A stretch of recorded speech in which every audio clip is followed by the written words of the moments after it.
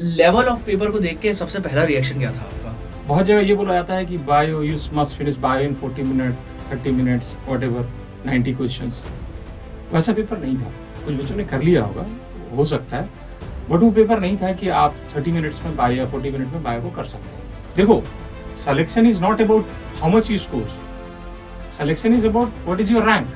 Who are we to decide कि this question, देखो एक होता है कि सिलेबस से बाहर का क्वेश्चन हमने पूछ लिया, वो तो रिलेवेंट है, मैं मान लेता हूँ, ठीक है, लेकिन ये कह देना कि ये क्वेश्चन थोड़ा सा 2 कंसेप्ट को मिला के बनाया, 3 कंसेप्ट को मिला के बनाया और उसको आप इररिलेवेंट कह रहे हैं, मतलब आप अपना पल्ला झाड़ रहे हैं। As a teacher you are not justifying yourself. अब मैं क्लास में पढ़ा रहा हूँ एक चैप्टर को, मुझे एक बैच में पढ़ाने में उस चैप्टर को 12 घंटे लगे, ठीक है, वो 3 घंटे में ऑनलाइन खत्म कर रहा और बच्चा उसको, और सबसे खास बात क्या मैं देखता हूँ, बच्चा 1.5x 2x पे वीडियो चला के देखता है। पोस्ट कोविड ना थोड़ा सा सिस्टम लीनियंट हो गया, 20 मिनट एक्स्ट्रा मिलने लगा, ऑप्शंस मिलने लगे, ठीक है, तो ये इन्होंने अपना हक मान लिया लोगों को। हक नहीं है भाई, competition is about elimination, it is not about selection. आप फाइट कर रहे हो, सब लोग मेहनत कर रहे हैं। और मैं फिर से एक चीज को बोलना चाहूंगा कि वो बच्चा जिसने मेहनत किया उसका सिलेक्शन इस बार भी हो रहा है। आप नंबर मत देखिए आपके नंबर कितने आ रहे हैं। नीट 2025 का एग्जाम टफ आया था, उसमें फिजिक्स में बच्चे फंसे थे और ये एक फैक्ट है। कट ऑफ नीचे आएगी ये हमें पता है, पर सवाल ये है कि नीट 2026 के बच्चे अभी तैयारी कैसे करेंगे। उन लोगों को उसी लेवल के क्वेश्चंस देने की जिम्मेदारी नीट प्रेप की है। नीट प्रेप के टारगेट बैच में आप लोगों को मिलेंगे ऐसे क्वेश्चंस जो कि लेवल 2 लेवल 3 के क्वेश्चंस हैं, जो क्वेश्चंस डायरेक्ट एडवांस लेवल तो नहीं जाते, बट वो लेवल टच करते हैं जिस लेवल पे नीट का एग्जाम इस बार आया था। अगर आप लोगों को भी टारगेट बैच चाहिए, डिस्क्रिप्शन बॉक्स में लिंक दिया है मैंने, वहाँ जाके फॉर्म फिल कर सकते हैं। मैंने एक सेक्शन उसमें प्रॉब्लम्स का भी रखा है। अगर आप अपनी कुछ प्रॉब्लम्स हमें बताना चाहते हैं, अगर आप लोग चाहते हैं कि हम आपकी प्रॉब्लम का कुछ सॉल्यूशन दें, तो उसमें अपनी प्रॉब्लम भी लिख सकते हैं। डिस्क्रिप्शन बॉक्स में फॉर्म दिया गया है, जाके फॉर्म फिल करना मत भूलना, क्योंकि अगर आपको बेस्ट क्वेश्चंस चाहिए वो मिलते हैं आपको सिर्फ टारगेट बैच में। मुझे यकीन नहीं आता, टॉपर से सुन लो। तो नीट स्पॉट के मेरे वासियों, तुम लोगों के क्या हाल हैं भाइयों? नीट 2026 वाले बहुत ज़्यादा लोग जो डरे हुए हैं, उन लोगों के लिए बहुत सारी बातचीत जो है वो मैं अब लेके आ रहा हूँ। शशि सर के साथ हमने बात करी केमिस्ट्री की क्या स्ट्रैटेजी रहेगी, किस तरीके से अपने आप को संभालना है, किस तरीके से अपने आप की तैयारी करवानी है, ताकि 26 में जो 25 वाली गड़बड़ हुई है वो ना हो।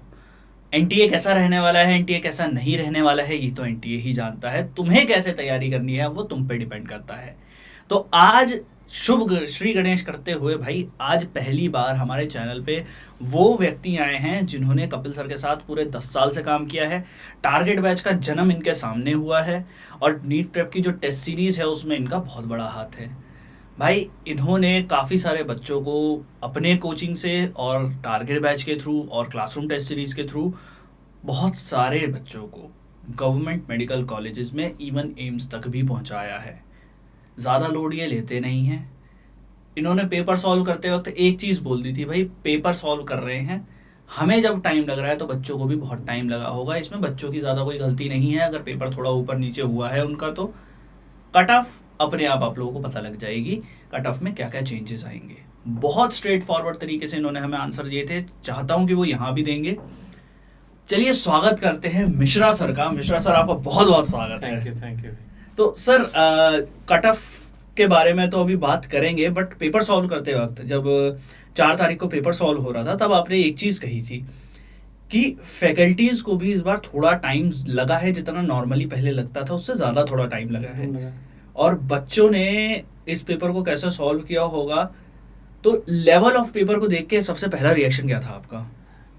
खुश हुआ मैं, मतलब इस खुश होने का कारण बता रहा हूँ मैं पढ़ाता हूँ, मैं बहुत साल से पढ़ा रहा हूँ, मतलब मुझे 22 साल हो गए पढ़ाते हुए।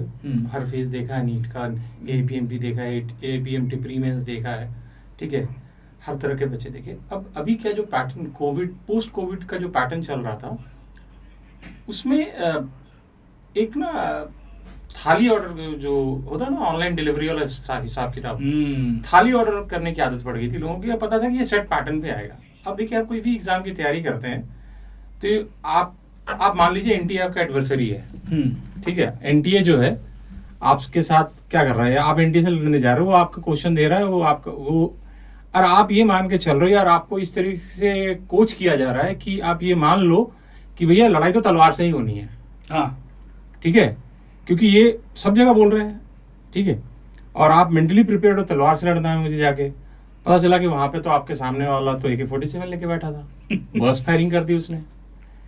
और एक साइक ये होता है, जैसे बहुत जगह देखते हैं, मैं तो नहीं बोलता अपनी क्लास में ना बच्चों को, लेकिन बहुत जगह ये बोला जाता है कि bio you must finish bio in 40 minute 30 minutes what ever 90 questions. वैसा पेपर नहीं था, कुछ बच्चों ने कर लिया होगा, हो सकता है, बट वो पेपर नहीं था कि आप 30 मिनट्स में बायो या 40 मिनट में बायो को कर सकते हैं। तो इसका मतलब क्या हुआ कि आपने बायो में टाइम लिया, तो पहला आपका लेवल ऑफ प्रेशर वहाँ पे इंक्रीज हुआ। जब आपने घड़ी देखा तो आपने देखा कि मेरे 50 मिनट, 1 घंटे 20 मिनट लग गए बायो में। ऐसे ही बच्चे हैं जिनको 1 घंटा 10 मिनट 20 मिनट लगा बायो 90 क्वेश्चन करने में, क्योंकि स्टेटमेंट बेस्ड क्वेश्चन थे, डायरेक्ट नहीं थे, बिटवीन द लाइन्स के क्वेश्चन थे, डायग्राम से इन्होंने थियोरेटिकल क्वेश्चन बनाया। ठीक है, तो अब आप आते हैं, आपके पास बच गया 2, केमिस्ट्री और फिजिक्स। जनरली पैटर्न ये रहता है, लोग केमिस्ट्री को अटेम्प्ट करते हैं, कुछ लोग फिजिक्स भी करते हैं। जो लोग फिजिक्स में एंटर किए होंगे उनके लिए प्रॉब्लम बहुत ज़्यादा, मैं आपको बता सकता हूँ कि बहुत सारे दोस्त हैं जो मेरे फिजिक्स पढ़ाते हैं, उन लोगों से मैंने बात की, उनका ये कहना है कि फिजिक्स का जो पेपर था वो वही बच्चा अच्छा कर सकता है जिसके पास ये कैपेबिलिटी थी कि मुझे कौन से क्वेश्चन छोड़ने हैं। ठीक है, आपके पास 45 क्वेश्चंस हैं, आप सब मत कीजिए, 35 क्वेश्चन आप कर सकते थे। तो जनरली क्या होता है, बच्चा ईगो फंसा लेता है, मुझे लगता है कि यार मैंने इतना पढ़ा, इनसे पढ़ा, उनसे पढ़ा, ये कर लिया, तो क्यों नहीं मेरे से होगा। लेकिन ऐसा पेपर था नहीं। आपको किसी क्वेश्चन के साथ इमोशन, जो बच्चे जो ट्रैप हुए ना, वो इमोशंस में ट्रैप हुए। देखो, selection is not about how much you score, selection is about what is your rank. अगर कोई पिछली बार 650 ला के सेलेक्ट जनरल कैंडिडेट नहीं हुआ है, इस बार 550 में हो सकता है। मैं प्रेडिक्ट नहीं कर रहा हूं मैं कि क्या कट ऑफ जाएगा, लेकिन मैं कह रहा हूं तो it is your rank which is important, not how much you score. तो इसमें जो अच्छे बच्चे हैं ना, उनको प्रॉब्लम नहीं होने वाली, जिन्होंने मेहनत किया उनको प्रॉब्लम नहीं होने वाली है। ठीक है, आप नंबर पे मत जाइए, आप अपने रैंक पे फोकस कीजिए, आपको कुछ दिन में पता चल जाएगा। अभी थोड़ा सा मतलब मार्केट में ये है कि थोड़ा सा दुख का माहौल है बच्चों के बीच में, वो थोड़ा ओवरकम होगा, मार्केट में नंबर्स आएंगे, डाटा, क्रेडिबल डाटा हमारे पास आएगा, उस पर लोग बताएंगे, लोग बोलना भी शुरू कर सकते हैं क्या कट ऑफ होगा, नहीं होगा। लेकिन अभी कुछ एग्जैक्ट कर, लेकिन बहुत कम जाएगा पिछले बार से, इसमें कोई डाउट नहीं है सर। तो सर एक बच्चे से तो कपिल सर ने खैर बात भी करी है, और उसके भी 680 के करीब मार्क्स आ रहे हैं, 689 के करीब मार्क्स आ रहे हैं, और उस बच्चे ने बताया भी है कि उसने नीट प्रेप को थोड़ा हल्के में लिया था उस टाइम पे, बट अभी के तौर पे पता है कि नीट प्रेप से अगर तैयारी करते तो टेस्ट सीरीज वगैरह में हमने वो सवाल डाले थे। एक चीज़, हाँ, मैं अपना पर्सनल एक्सपीरियंस शेयर कर रहा हूँ, मेरे पास मोबाइल में व्हाट्सएप में मैसेज भी आप बोलोगे तो मैसेज फॉरवर्ड कर दूंगा, आप स्क्रीनशॉट में डाल देना, बच्चे का नाम हाइड कर देना। तो हमारा टेस्ट सीरीज चलता है, मैं बच्चों हमेशा बोलता हूँ कि हमारा क्वेश्चन डिलिबरेटली थोड़ा सा टफ होता है, तो बहुत पुशबैक आता है, मतलब पेरेंट्स का फ़ोन आता है मेरे पास, बच्चों का आता है, सर आप इररिलेवेंट पूछ रहे हो, सर आप ऐसा क्यों पूछ रहे हो। तो मैं हमेशा ये कहता हूँ कि सर देखो, आसान क्वेश्चन तो कर लोगे, अगर मान लो बाई चांस पेपर डिफिकल्ट आ रहा है तो फिर आप तैयार होना चाहिए। और ये बच्चे जो टेस्ट सीरीज में हमारे एनरोल्ड होते हैं, जब वो कहीं पे और कोचिंग कर रहे हैं, वहाँ पे पूछने के लिए गए तो कहा यार इनको छोड़ दो, ये तो इररिलेवेंट है,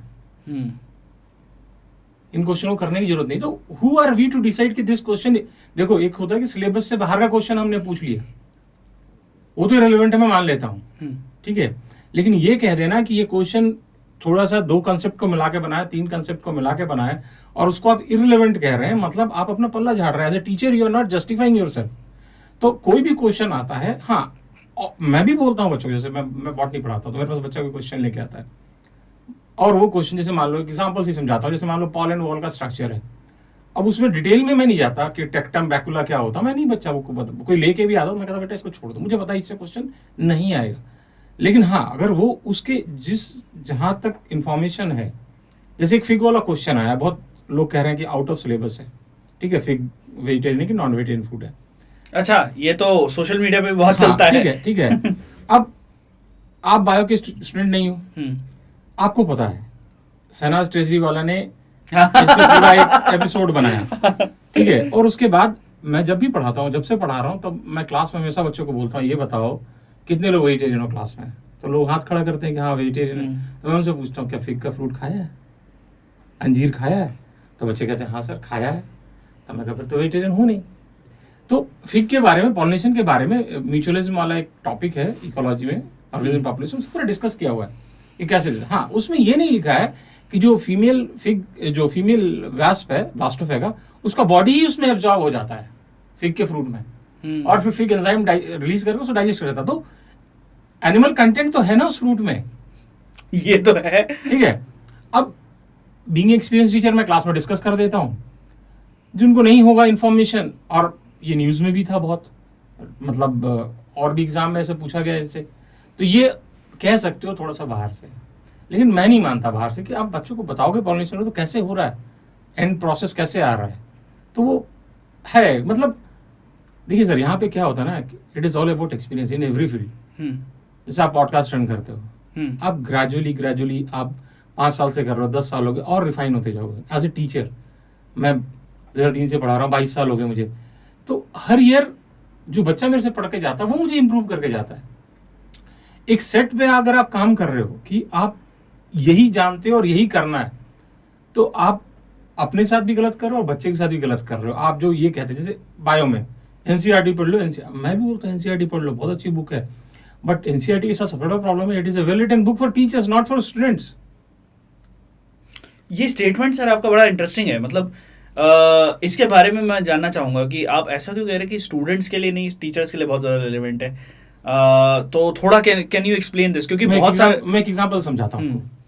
12th में एक चैप्टर है sexual reproduction in flowering plants, ठीक है।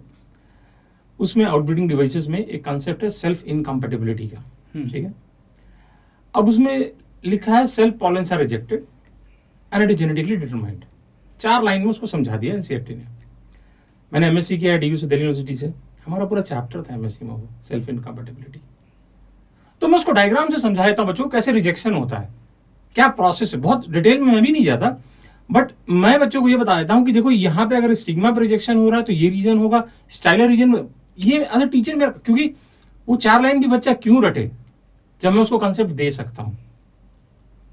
तो वो एक्सपर्टीज आपको तब आता है जब आप सब्जेक्ट में खुद, मतलब आपको खुद को नॉलेज है, तो आप उस चीज को एक्सप्लेन कर सकते हो प्रॉपर्ली। तो एनसीईआरटी में क्या है, बहुत सारा इंफॉर्मेशन है बट कंडेंस्ड फॉर्म में है, ठीक है।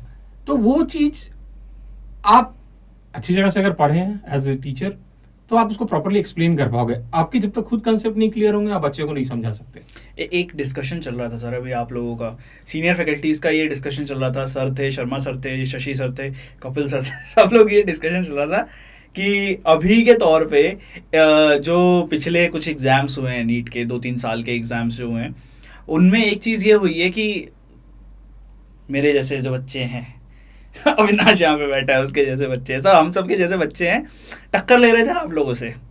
मतलब मैं समझाता हूँ अपने सवाल को कि फैकल्टीज बन के बच्चों ने पढ़ाया, जो अभी अभी 12th पास करके या अपनी बीएससी करके आ रहे हैं, जिनके पास एक्सपीरियंस वो वाला था नहीं। बट सारी चीज़ें जो सम अप हुई वो इस एग्ज़ाम में ये हुई कि एक्सपीरियंस ने जो है वो बाजी मारी इस बार जो था कि भाई पेपर बहुत डिफरेंशिएटिंग आया इस बार, फैक्टर डिफरेंशिएटिंग था। ये प्रिडिक्ट तो शर्मा सर ने लास्ट ईयर कर दिया था, बोला था कि डिफरेंशिएटिंग पेपर आने वाला है, रेडी रहना। मैं भी विश कर रहा था, मैं हमेशा डिस्कस कर रहा था कि पेपर अच्छा है, पेपर अच्छा है। ये मैंने देखी थी नीट प्रेप में, ये सारी बातें होती थी कि डिफरेंशिएटिंग पेपर आएगा। तो अब बच्चों को क्या करना चाहिए? बच्चे जो ऑनलाइन फैकल्टीज़ हैं, जो बहुत सारे ऑनलाइन फैकल्टीज़ जो कह रहे थे कि हमारे नोट से ही पेपर आएगा, और बहुत सारे फैकल्टीज़ ये भी कह रहे थे कि मतलब जो मैं करा रहा हूँ बस उसे करके चले जाओ, आ जाएगा। तो ये जो स्ट्रैटेजी थी ये अब फेल होती दिखाई दे रही है। नीट का एग्ज़ाम तो अब ऐसा करेक्ट नहीं होगा, और अगर एनटीएसी पेज पे चला तो क्या होगा, कैसे बायोलॉजी को पढ़ा जाए? मतलब एनसीईआरटी तो पढ़ लेंगे बट आगे का क्या करेंगे फिर? समझा कैसे जाएगा? मेरे को एक चीज बताओ, आप वेजिटेरियन नॉन वेजिटेरियन? मैं वेजिटेरियन सर। वेजिटेरियन हूँ। सबसे अच्छा क्या लगता है खाने में? पनीर। पनीर में क्या पनीर टिक्का मसाला अच्छा लगता होगा? पनीर टिक्का अच्छा लगता होगा? हाँ, पनीर टिक्का। कितना प्लेट खा लोगे एक साथ? 2? हाँ।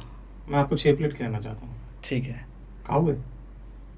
मतलब ठीक है, अगले दिन का पता नहीं क्या होगा मेरे साथ, बात ठीक है, आपके कहने पे खा लूंगा एक बार को। प्रॉब्लम तो होगी ना आपको। हाँ प्रॉब्लम होगी। तो अभी ना एक नया कॉन्सेप्ट चल रहा है वन शॉट।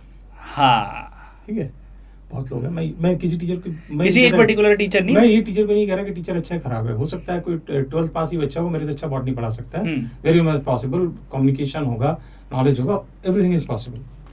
बट मेरा ये जो मेरा कंसर्न है कि सर हमने वन शॉट देखा सर, ठीक है, अब मैं क्लास में पढ़ा रहा हूँ एक चैप्टर को, मुझे एक बैच में पढ़ाने में उस चैप्टर को 12 घंटे लग रहे हैं, ठीक है, वो 3 घंटे में ऑनलाइन खत्म कर रहा हूँ बच्चा उसको। और सबसे खास बात क्या है, मैं देखता हूँ बच्चा 1.5x 2x पे वीडियो चला के देखता है यूट्यूब का।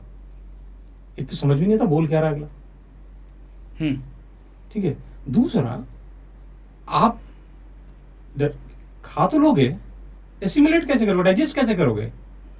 आपको डकार भी आएगा, आपका स्टमक अपसेट भी होगा। ये है। तो आप ये सोच रहे हो कि मैं एक दिन में ही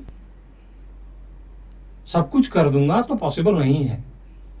ये मैराथन है। जैसे सब लोग हुसैन बोल्ट को जानते हैं, ठीक है, जितने भी सुनेंगे आप सब जानते हैं। मू फरा को कितने लोग जानते हैं? मू फरा जो है मैराथन रनर है, लंदन ओलंपिक में 5000 10,000 मीटर में उसने गोल्ड लिया था। That is a big achievement. तो NEET preparation is marathon, it is not Usain Bolt type of game. और पेपर टफ आया, अच्छा आया, खराब आया, उसमें मैं कुछ कमेंट नहीं कर रहा, मैं सिंपल सा बोल रहा हूँ, पेपर वही आया जो आपसे पढ़ाया गया आपको।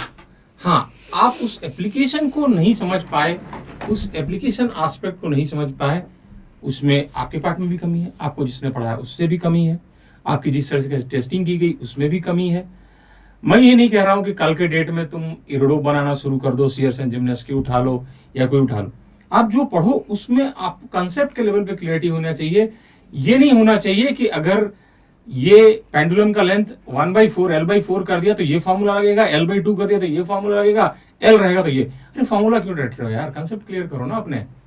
जो लोग आके बोलते हैं कि हमने पेपर पहले ही आउट कर दिया, हमारे नोट से सारे क्वेश्चन आएंगे, यार वो तो एक डायलॉग है ना, कभी कभी लगता है आपको नीच भगवान है। तो भगवान मत बनने दो किसी को, ठीक है, कोई भगवान नहीं है। और जैसे मैं फिक वाले क्वेश्चन में खुश हो जाऊं कि मैंने पढ़ाया था क्लास में आ गया, नहीं ऐसा नहीं है, मैं शुरू से पढ़ा रहा हूँ, आ गया जैसे चांस। रिडक्शन बायोलॉजी एनसीईआरटी में लोग नहीं पढ़ाते, मैं पढ़ाता हूँ क्लास में, बताता हूँ, इंट्रोडक्शन बताता हूँ, रामदेव मिश्रा के बारे में ये क्वेश्चन है, 3 क्वेश्चन है, ठीक है, 3 क्वेश्चन आए, मेरे बच्चे करके आए सारे जिनको मैंने पढ़ाया। तो आप टीचर से भी मैं यही कहना चाहूंगा कि यार बच्चों को ना दोस्त मत बनाओ, आप उनका कैरियर सेव कर रहे हो, ठीक है, उनको सही इंफॉर्मेशन दो, उनसे मेहनत कराओ, उनके साथ ईमानदार रहो। मैं हमेशा यही करता हूँ, मैं हर बच्चे को पर्सनली टच करने की कोशिश करता हूँ और हमेशा बोलता हूँ यार जो तैयारी कर रहे हो, मैं टीचर हूँ, ठीक है ना, 22 साल से पढ़ा रहा हूँ, मतलब मेरा कैरियर में जो होना हो गया। मेरा कैरियर तो कहीं स्टेक पे नहीं है, किसी टीचर का नहीं है, जो मेरा ऑडियंस है उसका कैरियर स्टेक पे है। तो ये ऑडियंस को समझना पड़ेगा कि आपका कैरियर स्टेक पे है, आपको ये डिसाइड करना है कि आपके लिए बेस्ट क्या है। कोई और ना डिसाइड करे कि आप कैसे तैयारी करोगे और आपको कैसे पढ़ाया जाए। अगर मैं पढ़ा रहा हूं आपको कुछ, मैं तो क्लास में बोलता हूं, अगर मैं पढ़ा रहा हूं नहीं समझ में आ रहा, you have every right to ask me 10 times, ठीक है। जैसे आपने उसका खान एकेडमी का नाम सुना होगा, हाँ, ठीक है, खान एकेडमी में फिजिक्स के बारे में ये कहा गया, वीडियो भी देखना, वो मिल जाएगा, ऑनलाइन अवेलेबल है, कि physics can not be taught online. वो तो बहुत बड़ा आदमी है ना, खान एकेडमी वाला ने कहा। हाँ, ठीक तो है। ये तो मतलब कोई इरिस्पॉन्सिबल आदमी तो नहीं है वो, कोई और ये कर दे। तो आपको समझना पड़ेगा कि आपको कैसे तैयारी करनी है। मैं ये नहीं कह रहा हूँ कि आप किसी को ज्वाइन कीजिए, आप खुद कर सकते हो, वो भी प्रॉब्लम नहीं है। एक जो प्रॉब्लम अबंडेंस जो आ गया ना, रिसोर्सेज इतने सारे अवेलेबल हैं, आपको ये डिसाइड करना है कि कौन सा रिसोर्स आपके लिए बेस्ट है और उसके साथ स्टिक करें और उस पर लग जाए। परमेश्वर सर, दिक्कत तो यही है ना कि कैसे डिसाइड करे बच्चा क्या, मतलब देखो माँ बाप के पास, बच्चे के पास, अब अगर जो बच्चा ड्रॉपर होगा, जो अभी 2026 के लिए बोलेगा कि भैया चलो 1 साल बर्बाद किया, इस साल बैठ के तैयारी करूंगा, वो कैसे डिसाइड करे कि मेरे लिए बेस्ट सोर्स कौन सा है, मेरे पास क्या ऐसा तरीका है कि अब जो नीट का लेवल है मैं उसे मैच कर पाऊँ, मेरी तैयारी उस लेवल की हो जाए। देखो जरिए लेवल वाला गेम तो छोड़ दो, ठीक है, लेवल कुछ नहीं होता। ऐसा कुछ नहीं पूछा गया जो सिलेबस में नहीं है। ठीक है। ठीक है, ये एक क्वेश्चन और था जो मैं पूछना चाहता हूँ। एक बड़ा हल्ला कट रहा है आजकल, रील वगैरह उस चीज़ पे बहुत कट रही है कि बायोलॉजी के किसी चैप्टर के इंट्रोडक्शन से भी कोई सवाल आ वही तो गया। पता है, रिडक्शन बायोलॉजी, रिडक्शन बायोलॉजी, वाह। फिजियोकेमिकल अप्रोच है, सब मैं बताता हूँ क्लास में। रिडक्शन, कॉमन सेंस भी लगाओ यार। रिडक्शन का मतलब क्या होता है? इसको तोड़ना। हाँ। एक बॉडी को मैंने आपका लिया, हम्म, उसको तोड़ा, हम्म, आपका एक ऑर्गन निकाला, हम्म, ऑर्गन को तोड़ा, उसका एक टिश्यू निकाला, हम्म, टिश्यू को तोड़ा, सेल निकाला, सेल को तोड़ा, उसके फिजिकल केमिकल कंपोनेंट निकाले, आपको रिड्यूस कर दिया। That is physiochemical approach. Simple है, ये बताता हूँ मैं क्लास में, और एनसीईआरटी में लिखा हुआ है भाई।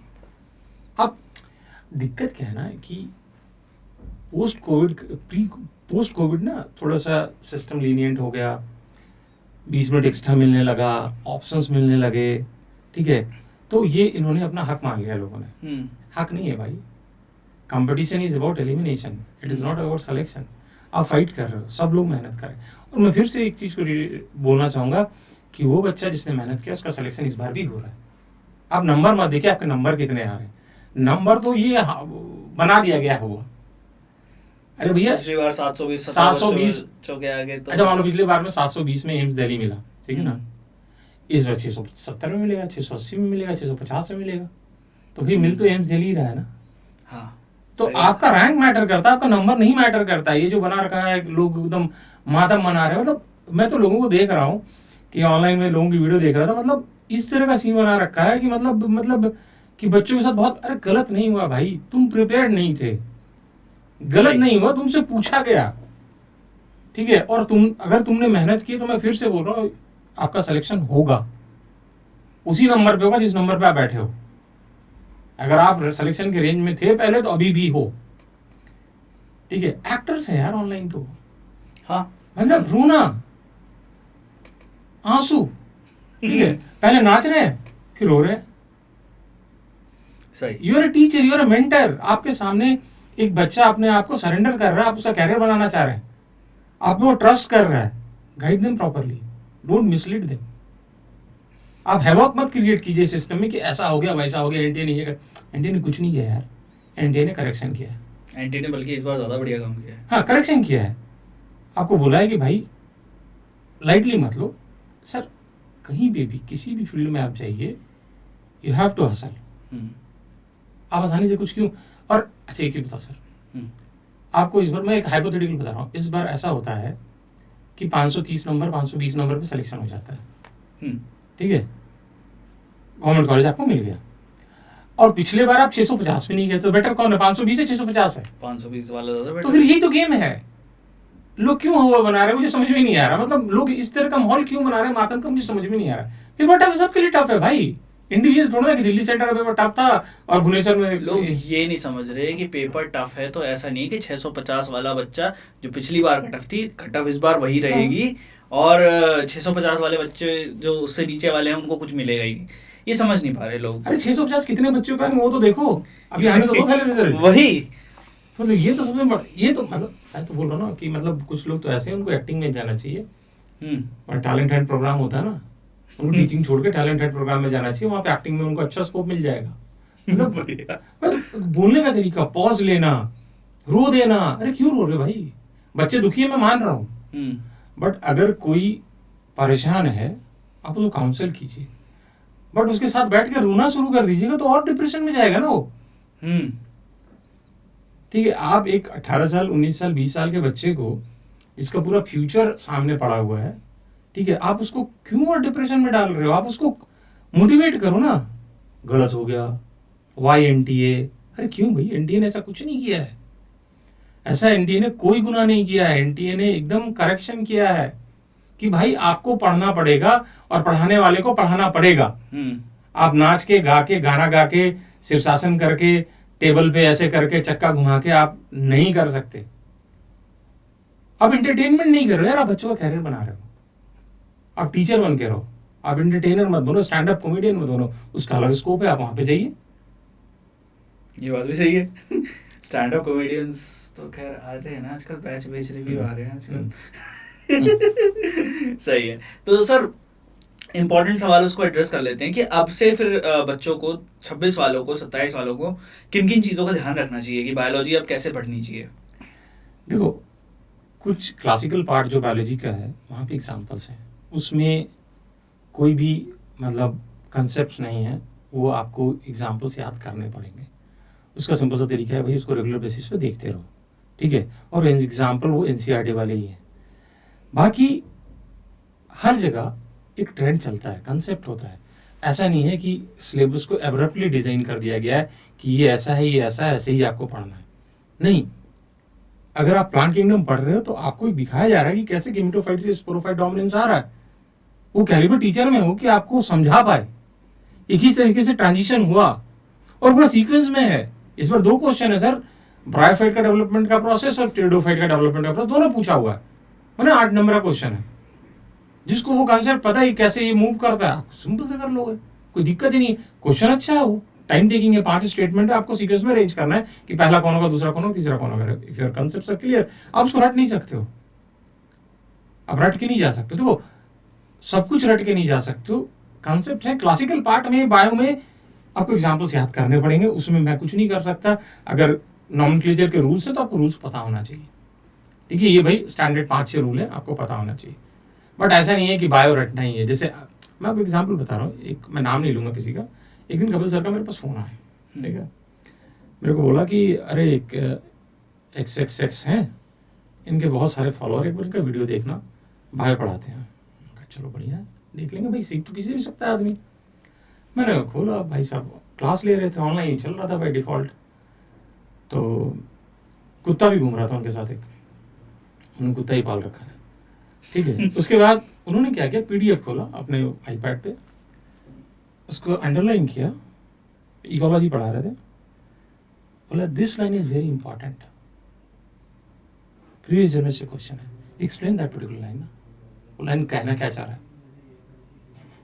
एक्सप्लेन नहीं किया है भाई साहब ने, अंडरलाइन करके छोड़ दिया है। तो आजकल बच्चे क्या करते हैं, बायोलॉजी किताब को लेते हैं, किसी बच्चे की बायोलॉजी किताब देखो, 4 कलर के मार्कर लेते हैं, उसको नीला पीला काला कर देते हैं और हर लाइन को रटने की कोशिश करते हैं। That is not justified. आप क्यों अपने आप को भरना, अरे भूलोगे कोई दिक्कत नहीं, भूलना तो सबसे अच्छी बात है, तभी तो कुछ नया सीख पाओगे, ठीक है। आप हर चीज़ को रटने की कोशिश क्यों करते हो, आप अंडरस्टैंडिंग को डेवलप करो ना, कि आपको समझ में आना चाहिए है क्या, बेसिकली कहना क्या चाह रहा है, ठीक है। जैसे हमारे लास्ट यूनिट इकोलॉजी लोग पढ़ाते नहीं है, अरे इसमें कुछ है ही नहीं, इसलिए कुछ नहीं, उनको खुद नहीं समझ में आता कि है क्या ये। अब मेरे साथ प्लस पॉइंट क्या है कि मुझे प्रोफेसर CR बाबू ने पढ़ाया DU में, one of the best teacher I ever have in my life. तो मुझे उसके सारे कंसेप्ट में बहुत मजे लेकर पढ़ाता हूँ क्लास में। तो मैं ये कह रहा हूँ कि बच्चों को भी ये समझना है कि आप चूज कीजिए आपको किससे पढ़ना है, हर तरह के क्वेश्चन को अटेम्प्ट कीजिए और कंसेप्ट लेवल पे काम कीजिए। आप जैसे मैं देखता हूँ कि फिजिक्स में लोग क्वेश्चन के लिए फॉर्मूला बताते हैं, हर इस तरह क्वेश्चन है तो ये फॉर्मूला, अरे फॉर्मूला बेस्ड क्यों जा रहे हो यार, फिजिक्स तो मतलब फिजिक्स मैथ्स में तो तुम यार मतलब राजा हो, उसमें तुम्हारे कंसेप्ट क्लियर है, तुम कुछ भी क्वेश्चन आएगा उड़ा दोगे। और यहाँ के इस फिजिक्स के पेपर में सर क्या था, सबसे इंपॉर्टेंट चीज था कि आपको क्या छोड़ना है, दैट इज इंपॉर्टेंट। मैं बच्चों को बोलता never get emotional with any question. अगर कोई क्वेश्चन आपको समझ में नहीं आ रहा, गोला कीजिए, आगे बढ़िए, रन थ्रू द पेपर। उसका आपका सफिशिएंट टाइम रहेगा उस क्वेश्चन को देखने का, और उसके आदमी में काट दो उसको। उस क्वेश्चन से आपका सिलेक्शन नहीं रुक रहा जो आपको नहीं आता है, आपका सिलेक्शन उस क्वेश्चन से रुकेगा जो आपको आना चाहिए, और आपने वहां गलत कर दिया। सही बात। तो पेपर जैसा भी है सबके लिए है, ठीक है। आप आसान पेपर में 650 लाके सेलेक्ट नहीं हो रहे हैं, ठीक है, और यहाँ पे 510-20 लाके सेलेक्ट हो जाएंगे, 530 लाके, तो फिर तो बेटर यही है ना यार। सही है, और प्रोडक्ट जो निकले वो शायद अच्छा ही निकले। हाँ, इस बार शायद अच्छा ही निकले। हाँ एकदम सही सही सही सही। तो सर बायोलॉजी के लिए अगर आपकी रिकमेंडेशन हो तो क्या कुछ चीज़ें जो हैं वो अब इन लोगों को क्वेश्चंस के तौर पे कर लेनी चाहिए, किस तरीके के सवाल लगा लेने चाहिए अब?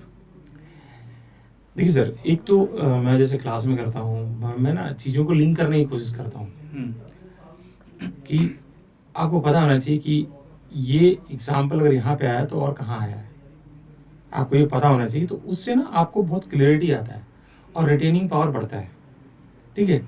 कुछ चीज़ें ऐसी हैं जो पूरा कंसेप्ट बेस्ड हैं, जैसे प्लांट फिजियोलॉजी का पार्ट हो गया, इकोलॉजी का पार्ट हो गया, ठीक है, वो आपको एकदम कंसेप्ट के लेवल पे क्लियर होना चाहिए, आप रट के मत जाइए, ठीक है। एग्जाम्पल्स हैं वो आपको पता होना है कि भाई नंबर ऑफ स्पीसीज इसके कितने हैं, तो आपको पता होना चाहिए भाई उसमें आपका कोई कंसेप्ट नहीं है, कितने स्पीसीज हैं इतने हैं, वो मान लिया, लेकिन देयर इज अ कंसेप्ट, वो कंसेप्ट के लेवल पे काम कीजिए, क्वेश्चन अच्छे सोर्स से प्रैक्टिस कीजिए और अपने आप को चैलेंज कीजिए। अगर कोई क्वेश्चन गलत हो रहा है तो देखिए क्यों गलत हो रहा है, वो आप, जैसे मैं अपने बच्चों को बोलता हूँ कि आप ना एक जो भी टेस्ट देते हैं तो एक रजिस्टर बना लीजिए, वो जो क्वेश्चन गलत हुआ उसको उसमें लिख लीजिए, ठीक है।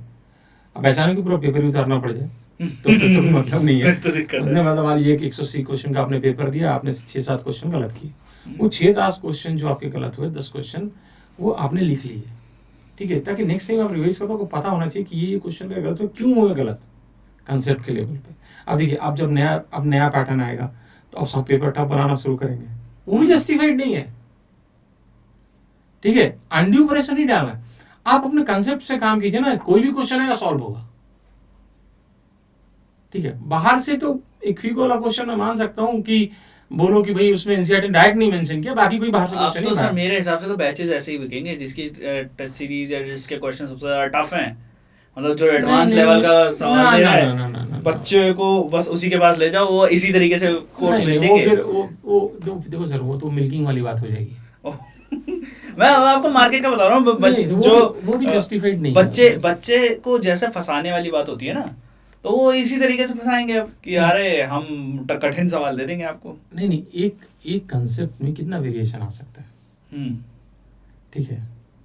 आप उसको बच्चे को समझाइए ना कि ये देखो कंसेप्ट है बेसिक, इस पे क्या क्या फॉर्म हो सकता है। जैसे आप एनसीईआरटी की बुक उठाएंगे, जैसे मैथ्स की बुक उठाते हैं हम लोग, तो किसी बुक्स में सबसे पहले क्या होता है, एग्जाम्पल्स रहते हैं, हम्म आप एग्जाम्पल्स को करते हैं, हम्म ठीक है, और उसके बाद आपके एक्सरसाइज आ जाता है। वो एग्जाम्पल ऐसे डिजाइन रहते हैं कि आप एक्सरसाइज क्वेश्चन कर पाते हैं। हम्म तो जैसे हम लोग स्कूल में बताया जाता है कि पहले एग्जाम्पल को अच्छे से करो, उनको समझो, जो टीचर ने पढ़ा दिया, फिर वो एग्जाम्पल हमसे खुद बनो, सॉल्व है क्वेश्चन, फिर से सॉल्व करवाते थे, ताकि आपको एक्सरसाइज करने में दिक्कत ना हो। तो कुछ भी आप पढ़ रहे हैं तो आप कंसेप्ट के लेवल पे काम कीजिए, आपके कंसेप्ट क्लियर होने चाहिए, तो कोई भी क्वेश्चन आएगा you will be able to do. और जो आप ये मान के चलिए जो आप नहीं कर पा रहे हैं तो कोई नहीं कर पा रहा, ठीक है। मैंने टीचरों से बात किया फिजिक्स का, बोला कि सर पेपर टफ है, हमें क्वेश्चन सॉल्व करने में 1.5 घंटा लगा फिजिक्स वाले टीचर को, 45 क्वेश्चन 2 घंटे लगे। मैं ऐसे लोगों को जान रहा हूँ जिनको एक नहीं नाम लूंगा, 3 लोगों ने मिलकर 1.5-2 घंटे में क्वेश्चन सॉल्व किया है। एक हमारे मित्र, उनका इंस्टीट्यूट है, उनका वर्जन है, बोले 3 लोगों ने मिलकर किया है 1.5-2 घंटे में। तो पेपर टफ है, कोई दिक्कत नहीं है, सबके लिए, मास्टरों के लिए यार, तुम्हारे लिए तो बहुत आसान है। और हमेशा ये ध्यान रखो कि क्वेश्चन छोड़ना भी इंपॉर्टेंट है, सिलेक्शन रैंक पे होगा, नंबर पे नहीं होगा। ये जो मतलब मैं तो मतलब बता रहा हूँ, मैं तो ऐसे ही वीडियो देख रहा हूँ लोगों के कि कैसे मातम का माहौल बना के बैठे हुए। अरे मातम मत मनाओ, खुशी मनाओ, अगर तुम्हारे नंबर है तो तुम्हारा सिलेक्शन होगा, ठीक है ना। और कम जाएगा, कट ऑफ कम जाएगा, इसमें कोई डाउट नहीं है। कितना जाएगा I can not predict, but significantly lower जाएगा, सिग्निफिकेंटली लोअर भी जाएगा। प्लस ये है कि लोअर कट ऑफ पे जो प्रोडक्ट निकल के आएगा वो मेरे हिसाब से तो इस बार के लिए बच्चों को भी खुशी होगी कि कंपटीशन अच्छा होगा। हाँ, मैं फिर से कह रहा हूँ, फिर से बोल रहा हूँ, जिसने मेहनत की उसका सिलेक्शन होगा, उसका सिलेक्शन होगा 100%। मैंने आज तक नहीं देखा जिस बच्चे ने मेहनत की उसका सिलेक्शन ना हो, ठीक है, ऐसा मतलब ऐसा देखा ही नहीं मैंने। सही बात। तो सर एक फाइनल सवाल मैं आपसे ये पूछना चाहता हूँ कि टारगेट बैच है, टारगेट बैच में अगर कोई बच्चा तैयारी कर रहा है उस टारगेट बैच से, तो क्या उसे सवाल जो हैं वो हर लेवल के मिलते हैं? तो हर लेवल के सवाल में बायोलॉजी में जैसे आप बता रहे हो कि कॉन्सेप्ट बिल्डिंग पे, तो कॉन्सेप्ट बिल्डिंग क्या सवालों से भी की जा सकती है? नहीं, देखिए पहले तो आपको थ्योरी थोड़ा समझना ही पड़ेगा, थ्योरी समझना पड़ेगा। नहीं, आपने पहले से मान लो कोई ड्रॉपर है, एक बार 2 बार ड्रॉप कर चुका है तो पढ़ रखा है, फिर भी मैं उनको यही सजेस्ट करूंगा कि एक बार जब भी क्वेश्चन अटेम्प्ट करो तो एक बार चैप्टर को ब्रशअप कर लो, क्विक ब्रशअप कर लो, वो आपने पढ़ रखा है। देखो अब मैं एक चीज़ और बोलना चाहूँगा सर इसमें, अब ये आपको कैसा लगे, जो लोग पहले दे चुके हैं एग्ज़ाम, जो वो देख रहे हैं ये, उनसे मैं एक रिक्वेस्ट करूँगा, जो आपके पास पुरानी एनसीईआरटी पड़ी हुई है ना, उनको हटा दीजिए, नहीं लीजिए उसको, लाल पीला काला जो करना नए को कीजिए, बहुत खर्चा नहीं होगा, 6-7 बुक जो भी हैं आप कितने 1000-1200 में आ जाएगा, नई एनसीईआरटी लीजिए और नए तरीके से तैयारी कीजिए, ठीक है। आपने उसमें जो काट पीट कर रखा है उसको छोड़ दीजिए और उसको क्विक रिवाइज कीजिए, नए मार्क कीजिए कि ये इम्पॉर्टेंट, ये जो भी करना है। मैं हर बार बच्चों को बोलता हूँ कि बाय न्यू एनसीईआरटी, क्योंकि उसमें होता क्या है, आपने उसको इतना क्लटर करके रखा होता है ना कि आपको लगता है ये तो यार देखा ही हुआ है। मैं अपना एग्जाम्पल बताऊँ, मैं हर साल एनसीईआरटी खरीदता हूँ और हर साल पढ़ता हूँ, हर साल। सही। अभी तो एनसीईआरटी में बायोलॉजी की शायद थोड़ा बहुत कुछ चेंजेस भी आए हैं, माइनर। वो तो करेक्शन है, लेकिन जैसे 2026 में सुनने में आ रहा है कि एनसीईआरटी में कुछ चेंज आएगा। जैसे हिस्ट्री का तो आ गया न्यूज़ में कि कुछ चैप्टर हटे हैं, घटे हैं, जो भी है, लेकिन देखते हैं 2026 में कह रहे हैं कि करिकुलम में कुछ चेंज है। अब क्या सिलेबस चेंज होता है आई डोंट नो, कुछ इन्फॉर्मेशन नहीं है। सही। तो मैं बच्चों को यही बोलना चाहूँगा यार, पेपर टफ है नहीं है, that hardly makes any difference. The only difference is अगर आपने प्रिपेयर किया है और आपने अच्छे से किया है तो आपका अच्छा ही रिजल्ट होगा, उसमें कोई प्रॉब्लम नहीं है। और इस तरह के पेपर में एक बहुत इंपॉर्टेंट स्ट्रैटेजी है, आपको पता होना चाहिए कि आप कौन से क्वेश्चन छोड़ने हैं। आपको टाइम नहीं वेस्ट करना किसी क्वेश्चन में 1 सेकंड भी। अगर आपको लग रहा है आप अटक रहे हो, मार्क इट, लीव इट और आगे बढ़ो और अच्छा ही होगा। सही बात। तो thank you very much sir, हम लोगों को टाइम देने के लिए। प्लस सर के साथ एक डिटेल्ड पॉडकास्ट करेंगे भाई, जानेंगे सर की नीट प्रेप में जो जर्नी है 30 साल से, जो सर ने 22 साल से जो सर पढ़ा रहे हैं 2003 से, उस टाइम से पेपर कितना चेंज हुआ है, कितने चीज़ें चेंज हुई हैं। प्लस एक एमएससी जब आप कर लेते हैं या एमएससी लेवल तक आप जाते हैं तो आपके पढ़ाने के जो लेवल होते हैं, कॉन्सेप्चुअल लेवल पे आपका दिमाग कितना खुलता है। जैसे कि सर ने अभी बताया था कि एक टॉपिक जो है फिग वाला और दूसरा बायोलॉजिकल रिडक्शन वाला जो आपने बताया था, रिडक्शन बायोलॉजी देना चाहता हूँ। एक आपने बोला तो देखो, मैं टीचर हूँ ना, तो बच्चा मेरे को इम्प्रूव करके जाता है। हाँ। मैं एक एग्जांपल, एक बच्चा है, उसका तो नाम ले सकता हूँ, रेस्टोरेंट ऋतिक राय चौधरी है। अब तो उसका पीजी भी हो गया रेडियोलॉजी में, बीएचयू से, आईएमएस से। तो मैं उसको पढ़ाता था, मतलब क्लास में मेरा स्टूडेंट था, तो जैसे मैं कुछ पढ़ाता था तो वो बोलता था, sir you explain this like this, can we explain this like this. तो जहाँ पे मुझे लगता था कि ये कॉन्सेप्ट के लेवल पे प्रॉब्लम है तो मैं उसको समझा देता था। मेरी आदत है, मैं बच्चों को बहुत ओपनली वो बोलता हूँ कि तुम्हें जो दिमाग में मेरे से पूछो, तो मुझे लगता है उससे मेरा इंप्रूवमेंट होता है, ठीक है। तो उसने एज ए टीचर मेरे को इम्प्रूव किया। मैं आज तक, मतलब जब तक टीचर रहूँगा तब तक उस बच्चे को, मैं जनरली बच्चों को मुझे नाम याद नहीं रहते, लेकिन उस बच्चे का नाम मैं कभी भूल नहीं सकता कि as a teacher Hrithik Roy Chowdhury ने मुझे इम्प्रूव किया है, सही, क्वेश्चन पूछ के। तो ये ऑनलाइन में नहीं हो पाता है। हाँ, ये ऑफलाइन में होता है, ऑनलाइन में ये नहीं हो पाता, जो पर्सनल इंटरेक्शन होता है, 1-to-1 वाला। हाँ। तो अगर किसी को मिश्रा सर से पढ़ना हो, भाई जनकपुरी में है, दिल्ली में जनकपुरी में इनका सेंटर है, और अगर किसी को टारगेट बैच ज्वाइन करना हो तो डिस्क्रिप्शन बॉक्स में लिंक है।